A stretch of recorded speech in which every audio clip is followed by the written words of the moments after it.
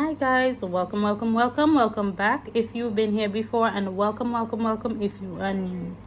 Back to the CCB Diaries. It just dawned on me that I just wanted to talk about something else. And I had just a story time. Whew, Lord, guide me through this because I did not plan to do this video. But as it registered, I just thought that I would share. Now I'm sure that we would have all had a friend or person in our lives who in the moment others would have seen that friendship was not genuine, but we however felt like it was. So ain't nothing that you could say or do would deter us from that friendship. And it doesn't have to be just friendship. It can be whether it's a relationship or platonic friendship, family, whatever it is, or family member, whatever. And we just have to be aware of how the enemy will use people, even in the form of a monitoring or familiar spirit, to throw us off track and to delay our destiny. So it brings me to a time when I had a friend. Let's call the friend Jessica. So Jessica and I were friends. We met actually on a job and we became really close. I think it was a couple years before we had lost touch, and then we regained the friendship. It was like no bad blood or anything, but we regained, close connection, and we would catch up a lot, and then we started hanging out and all of these things. And I remember Jessica would tell me of her family. And guys, I've always known Christ. I've always known God. I just at that time too, I wasn't not praying as much as I should have, reading my Bible. You know how it is. You're young and you just get carried away in the world. It's not an excuse, but thank God I know better now, so I do better. Still not perfect, will never be perfect, but it's a journey. So anyway, Jessica, I remember moving from my family home and my first house alone, or on my own. Jessica was there with me throughout the process. Like I said, Jessica and I used to talk about anything. Jessica would talk to me about her family, and at this point, I am not as spiritually aware as I should have been. So now Jessica would tell me about her family, and they would visit this guy, and this guy would, give them different objects. For instance, Jessica spoke about a horseshoe once, and would say, this was for protection from something, or this was, that kind of witchcraft, basically. That time I'm not really feeding into Jessica's what Jessica's saying. I'm just listening to Jessica because I'm like, okay, maybe Jessica just want to talk and need somebody to just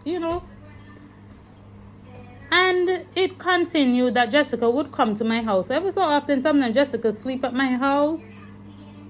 I had a job at the time. Jessica didn't have a job around that time. So a lot of the times Jessica would be depressed and didn't want to stay in the home where she was and all of that. So I would say, okay, I open my doors. Come, you can stay by me, and whatever it is you see in my home, make it yours. If you want it, sure. This is me giving Jessica, or was operating in Jessica, legal right.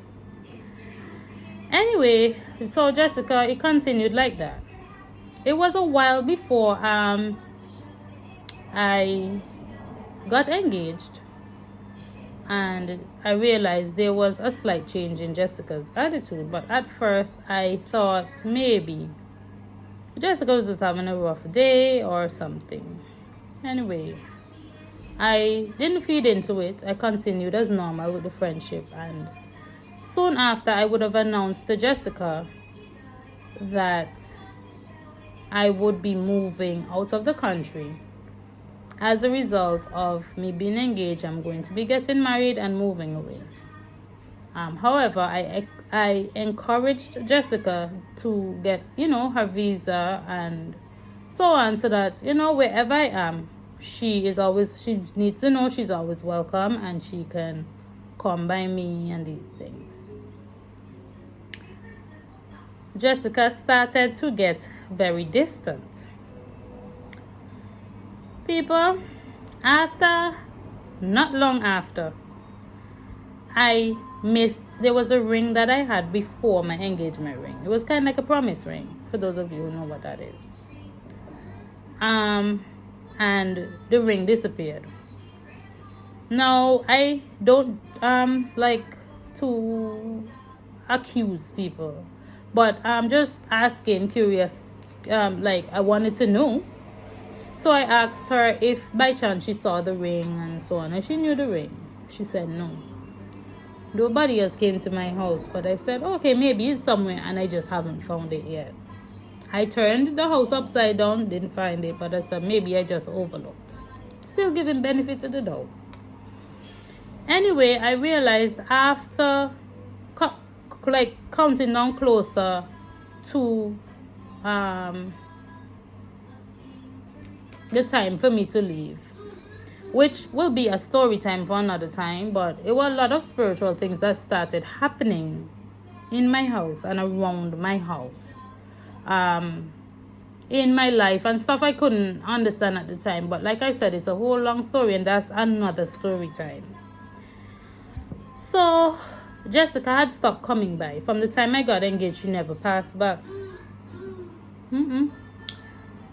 Now, days before, I had packed all of my stuff up, sold, and gave away like almost everything out of my house, because I made up my mind I couldn't take everything with me, So I did all of that, and then I had a cousin down the street who actually offered me a little, a place to stay until I'm ready to leave, like the last couple of days, considering my apartment was now empty and my lease was up and all of that too. I kind of had to end my lease and all of that. Anyway, so I was by my cousin, and even when I was there, my cousin, she's a lovely person. She was, wanted to take me to dinner and all of that before I left, and I invited Jessica. Jessica had every excuse in the book as to why she could not come. Anyway, I found it strange because we used to do everything together. But, I'm saying, all right, maybe Jessica is just going through something. Maybe she's not ready to talk about it yet or whatever. So I'll give her a little time. I realized the more I would invite her out, invite her, she would never. She would just stop coming. And then the calls stopped from her too. Still, being the person that I am, I'm still trying to reach out to find out, what's going on that you feel like you can't talk to me about. You always I always got your back, that kind of thing. And Jessica, sorry, the ambulance. Jessica then broke down and started going on a whole rant. She's unable to be happy for me because everything in my life is going well and nothing is going well in hers, and if I'm looking for her to be happy for me, she can't. Listen, guys, my spirit dropped because I was not expecting to hear all of that. I really didn't think that was going on within her. I couldn't understand. I didn't even want to accept it, to be honest. Anyway, I'm still here at that time, I'm still trying to talk to her, still trying to show her, hey, my life is not perfect. It's not perfect. It's been a journey, but it's not perfect. Look, you see, there's still cracks in my life, or I'm here still trying to show her that I'm not perfect, or my life isn't as perfect as she thinks. Yet still, Jessica still He insisted, oh, when you go away, you're going to find new friends. You're not going to remember me. This and that. It was all negativity. And I kept trying to assure her that would never happen. Why should I go somewhere else and I just find friends and just drop you? Like, that's not who I thought we were better than this. I didn't expect you to think that. But, I'm still hanging on, holding on.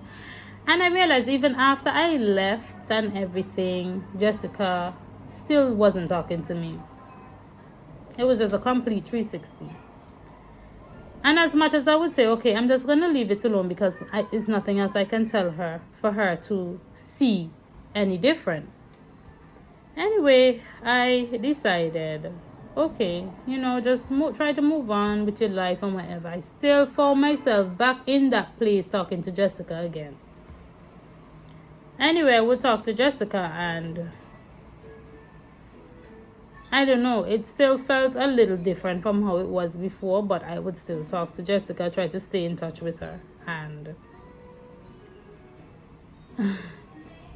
it was just some little things that would come out and she would say, and then it would really, it really had hurt me.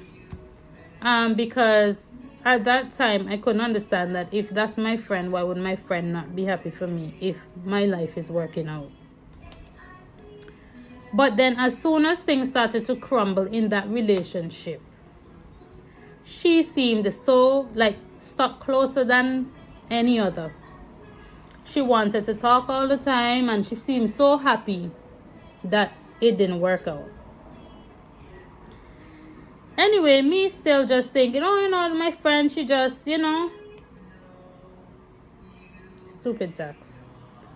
Anyway, Jessica, I eventually learned stuff about what Jessica was up to and what Jessica was actually trying to do. And I still had to go through the process of forgiveness and even just gaining that wisdom that I didn't have in that moment. I thank God for Jesus today. I thank him that he has brought me through a lot of dark things, a lot of dark places.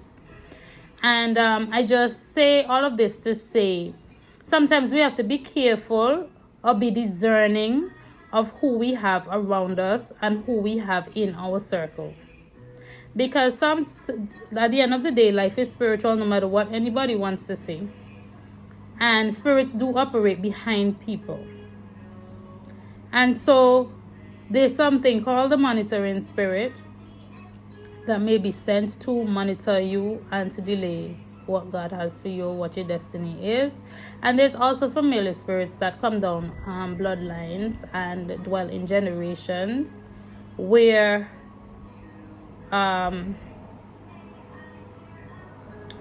sometimes they can be territorial and sometimes they can also be they monitor you, so they know you before you're born. They know what comes down your bloodline. They know what the family struggles with, allegedly. Different sicknesses, different behaviors, which people try to associate with culture. Or, oh yes, my mother's like that, I can't help. Yes, you can. And you should. But anyway, so these things are things that you have to be mindful of. You have to, even if, and then if you are saying, well, you don't really believe in that or you're not. Pay attention. Is what I can say to you. Not every person has good intentions for you, just like every person doesn't have bad intentions too. But we have to be mindful. We have to use wisdom in everything that we do because God gave us that to use. You don't have discernment, pray for it. It's a gift from God, and just pray for the discernment. He will eventually give it to you. I say this to say, I don't say to isolate yourself or to, just think negatively about people, but you just still have to be very discerning of the type of people that you keep around you and to what extent, because God still calls us to be wise. He'll help us and he will pull us out, but sometimes prevention better than cure. When you see the signs, don't ignore them. Sometimes it's hard, but don't ignore them. All right, so yeah, that was today's story time. And I hope that you would have learned something today positive, that you will take something positively from this video, and that you will be encouraged to do better and to know that God is with you through everything. So even when you feel lonely, or you feel like you may not have a friend, always remember there's no friend like Jesus at all. Like, you don't have to worry about him being envious of you. You don't have to worry about proving yourself to him. You don't have to worry about, oh, you can't be yourself because somebody is going to think this or that about you.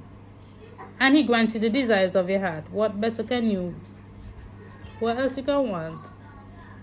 But anyway, family, thanks for listening. Thanks for passing through, stopping by, watching, liking, subscribing. I really hope to see you again soon. Until next time, take care. Love you with the love of Christ. Bye bye.